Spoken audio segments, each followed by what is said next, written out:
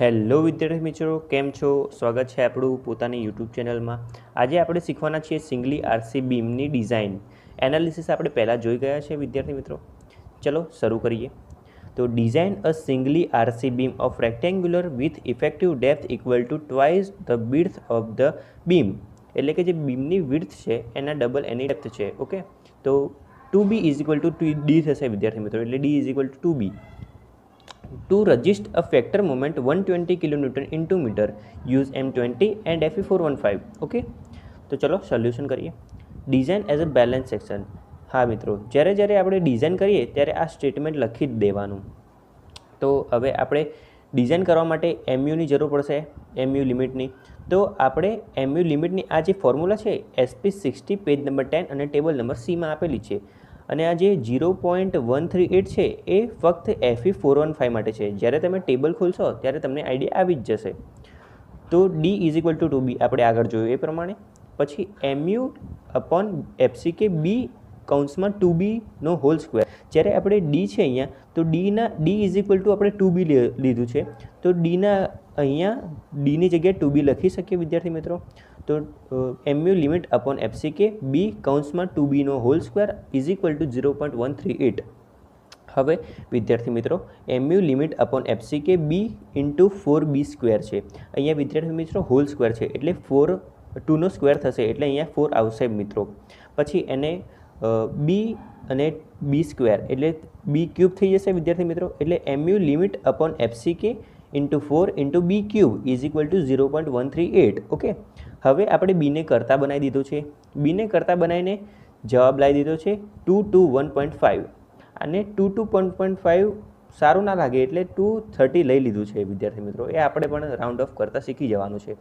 તો હવે 230 મળી ગયું. હવે આપણે આગળ જોયું હતું D is equal two 2b, તો અહીંયા બી મળી ગયો છે, તો 2 ઇન્ટુ બી કરીશું તો આપણને ડી મળી જશે વિદ્યાર્થી મિત્રો. તો B is equal to 230 and D is equal to 460.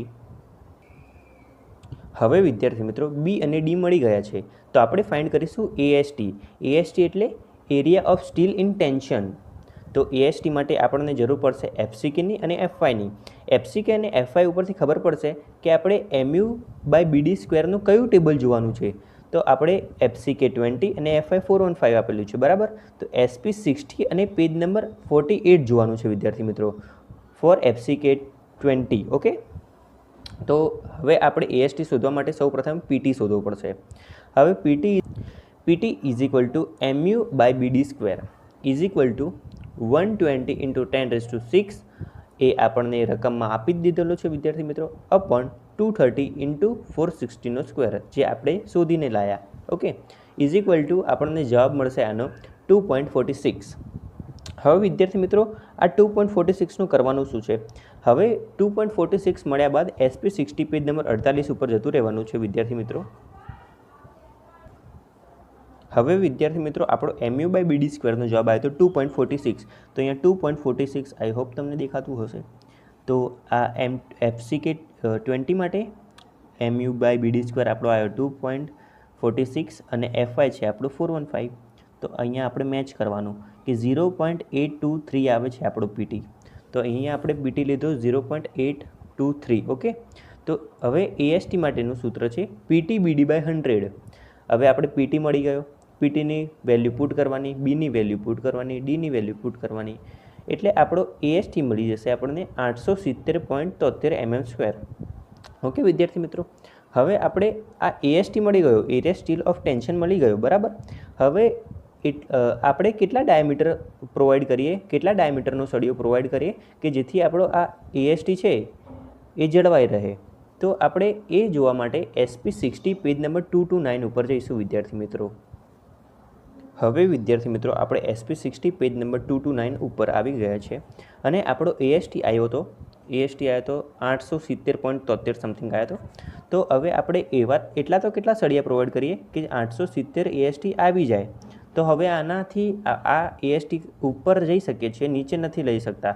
એટલે 870થી મોટી વેલ્યુ લઈ શકીએ છીએ, ઓછી વેલ્યુ નથી લઈ શકતા. તો આપણે અહીંયા ખાસ ધ્યાન રાખવાનું છે, આ CM સ્ક્વેરમાં આપેલું છે અને આપણે MM સ્ક્વેરમાં જવાબ લાવ્યા છીએ બરાબર.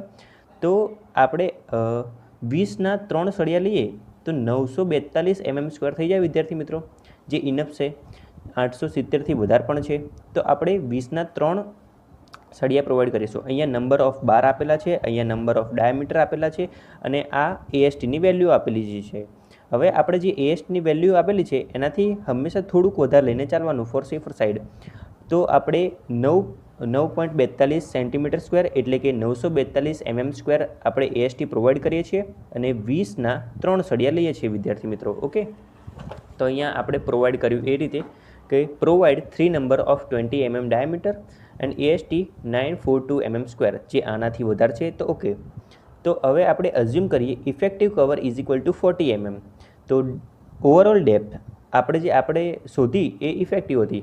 હવે overall depth is equal two D+40 એટલે કવર, એટલે ઇફેક્ટિવ ડેપ્થ આટલું કહેવાય. આ જે સળિયાનું સેન્ટર છે તેથી ટોપ સુધી ઇફેક્ટિવ ડેપ્થ, અને ઓવરઓલ ડેપ્થ એટલે કે ઇફેક્ટિવ ડેપ્થ પ્લસ કવર, એટલે કે આપણે ઇફેક્ટિવ ડેપ્થ પ્લસ કવર એટલે કે આપણે ઓવરઓલ ડી આવ્યો છે 500. આ આપણે અઝ્યુમ કરવાનું છે વિદ્યાર્થી મિત્રો. કવર જો આપી દીધેલું હોય તો ઠીક, નહીંતર અઝ્યુમ કરી દેવાનું. પછી આવી સરસ મજાની આકૃતિ દોરી દેવાની છે વિદ્યાર્થી મિત્રો. આપણે બી શોધ્યું એ લખ્યું, ડી શોધ્યું એ પણ લખ્યું, આપણે સળિયા પ્રોવાઈડ કર્યા એ પણ લખ્યા, આ ઇફેક્ટિવ કવર અઝ્યુમ કર્યું એ પણ લખ્યું વિદ્યાર્થી મિત્રો. આ આકૃતિ સારી લાગે દોરી દેવાની વિદ્યાર્થી મિત્રો. હવે મિત્રો આપણે આગળ વધીએ એક્ઝામ્પલ નંબર 2 ઉપર. Design a rectangular RCC beam simply supported over an effective span of 4 metre loaded with service load of 25 kN/m including self weight. Use concrete grade M20 and steel grade Fe415. Take partial safety factor 1.5 for load and width of the beam is 250 mm. એટલે કે વિદ્યાર્થી મિત્રો અહીંયા છે ને આપણને moment આપેલી નથી. મોમેન્ટ આપણે જાતે ફાઇન્ડ કરવાની છે. એક બીમ છે તેનો સ્પાન આપી દીધો છે 4 મીટર, અને એના પર સર્વિસ લોડ એટલે કે જે લાગતો ભાર છે એ ઇન્ક્લુડિંગ સેલ્ફ વેટ એટલે કે 25 kN/m આપેલું છે, એમાં સેલ્ફ વેટ પણ ઇન્ક્લુડ છે વિદ્યાર્થી મિત્રો.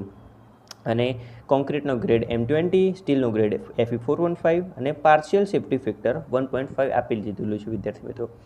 તો આપણે ચલો સોલ્યુશન કરીએ. તો સોલ્યુશનમાં આપણે આ ગિવન ડેટા આપણે જોઈ ગયા એ. તો આમાં MU આપેલું નથી, MU ફાઇન્ડ કરવાનું છે વિદ્યાર્થી મિત્રો. તો ફેક્ટર લોડ આપણે ફાઇન્ડ કરવાનો એટલે W. ઓકે, તો આપણે સર્વિસ લોડ આપી દીધેલો છે 25 × પાર્શિયલ સેફ્ટી ફેક્ટર 1.5. હવે 25 છે એ સેલ્ફેટ ઇન્ક્લુડેડ છે. જો સેલ્ફેટ ઇન્ક્લુડ ના કર્યું હોય તો 3 થી 4 kN/m સેલ્ફેટ ઇન્ક્લુડ કરી દેવાનું આમાં. તો દાખલા તરીકે જો એમાં 23 આપેલું હોય અને એમ કહેલું હોય કે સેલ્ફેટ ઇન્ક્લુડ નથી, તો 23 + 4 કરી દેવાનું આપણે વિદ્યાર્થી મિત્રો, અને એના પછી × 1.5 કરવાનું. પણ અહીંયા સેલ્ફેટ ઇન્ક્લુડેડ જ છે એટલે 25 × ફેક્ટર લોડ એટલે પાર્શિયલ સેફ્ટી ફેક્ટર એટલે 25 × 1.5 એટલે W આપણને મળી જશે. અહીંયા આપણો આવે છે 37.5 kN/m. તો હવે આપણે વિદ્યાર્થી મિત્રો W મળી ગયું છે. હવે વિદ્યાર્થી મિત્રો આપણે શોધીશું MU. આને MU પણ લખી શકાય છે અને MU લિમિટ પણ લખી શકાય છે વિદ્યાર્થી મિત્રો. તો MUનું સૂત્ર છે for simply supported WL²/8 is equal to 37.5 × 4² / 8. અહીંયા આપણે વિદ્યાર્થી મિત્રો Wની વેલ્યુ અહીંયા જે ફેક્ટર લોડ હતો એની પુટ કરી છે, અને L ઇઝ ઇક્વલ ટુ 4 આપણે આગળ જોઈ ગયા એ પ્રમાણે, અને એના વેલ્યુ પુટ કરીને આપણે જવાબ લાવ્યા છીએ 75 kN/m. એટલે કે આ જે 75 kN/m મળ્યું એ આપણું MU મળ્યું. તો હવે વિદ્યાર્થી મિત્રો MU મળી ગયું છે. હવે આગળ જે પ્રોસેસ કરી એ જ હતી design as a limiting section. હા, આનું બેલેન્સ સેક્શન અને લિમિટિંગ સેક્શન બંને કહી શકાય છે વિદ્યાર્થી મિત્રો. આનું સ્ટેટમેન્ટ લખવું અવશ્ય છે. તો આપણે આગળ જોઈ ગયા એ પ્રમાણે MU limit upon FCK BD² is equal to 0.138 વિદ્યાર્થી મિત્રો Fe415 માટે, જે SP60 પેજ નંબર 10 અને ટેબલ નંબર C-માં આપેલું છે, આપણે જોઈ ગયા છે. તો હવે વિદ્યાર્થી મિત્રો ડીને કરતા બનાવીએ. ડી અહીંયા જતો રહેશે, 0.138 અહીંયા આવતો રહેશે. હવે ડીનો સ્ક્વેર છે તો અંડરરૂટ આવશે બધું. તો આમાં આપણે વેલ્યુ પુટ કરી દઈએ. MU લિમિટની વેલ્યુ આ FCK 20, B છે આપણો 250 અને 0.138 એ આપણી Fe415ની વેલ્યુ. તો એથી આપણે જેથી કરીને આપણે ડી મળી જશે. હવે ડી આવ્યો છે 329.70. હવે આપણે આગળ જોયું એ પ્રમાણે રાઉન્ડ ઓફ કરી લેવાનું કે ડી એટલે જ્યારે આપણે સાઇટ ઉપર જઈએ છીએ ત્યારે આપણને ખબર હશે કે આવા 329.70 એ અટપટા ફરમાં લાવવા થોડા મુશ્કેલ પડે છે, એટલે આપણે થોડા રાઉન્ડ ઓફ કરી દઈએ છીએ. એટલે ડી ઇઝ ઇક્વલ ટુ આપણે 330 રાખ્યું છે વિદ્યાર્થી મિત્રો. ઓકે, હવે ડી મળ્યા બાદ આપણે ફાઇન્ડ કરીશું એએસટી. એએસટી એટલે આપણે area steel of tension. Okay, તો એએસટી શોધવા માટે પહેલાં સૌપ્રથમ પીટીની જરૂર પડશે. પીટી આપણને મળશે SP60 પેજ નંબર 48 ઉપરથી FCK 20 માટે. ઓકે વિદ્યાર્થી મિત્રો, તો MU/BD square is equal two જે MU આપણે શોધ્યો એ, બી આપેલો હતો એ અને ડી આપણે શોધ્યો એ, એનું વેલ્યુ પુટ કરીને આપણે મળ્યું છે 2.76. હવે વિદ્યાર્થી મિત્રો આગળના દાખલામાં બતાવ્યું હતું એ જ રીતે આમાં પીટી લેવાનું છે. એકવાર ફરીથી બતાવી દઉં વિદ્યાર્થી મિત્રો. અહીંયા આપણી MU/BD સ્ક્વેરની વેલ્યુ આવી છે 2.76 વિદ્યાર્થી મિત્રો.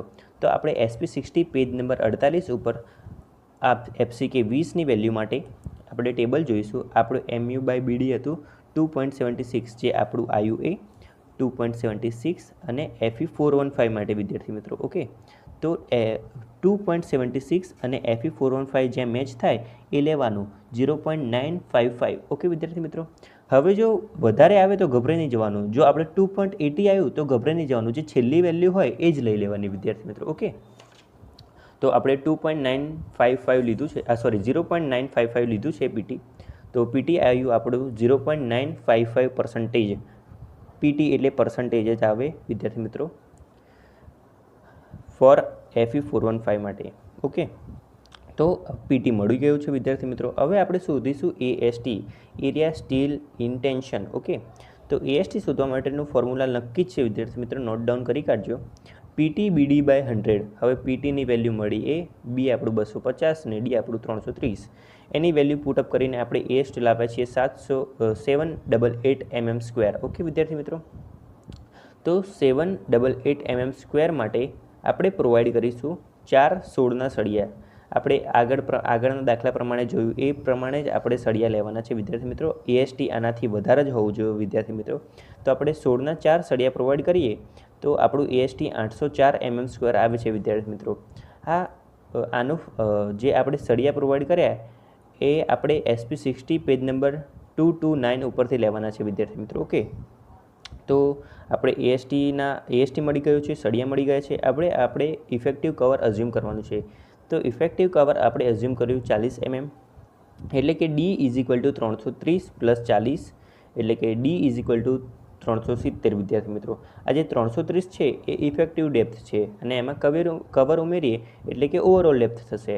ઓકે, તો આપણે અહીંયા પણ આકૃતિ બતાવી દીધેલી છે. તો વિદ્યાર્થી મિત્રો આજનું સેશન અહીંયા જ સમાપ્ત થાય છે.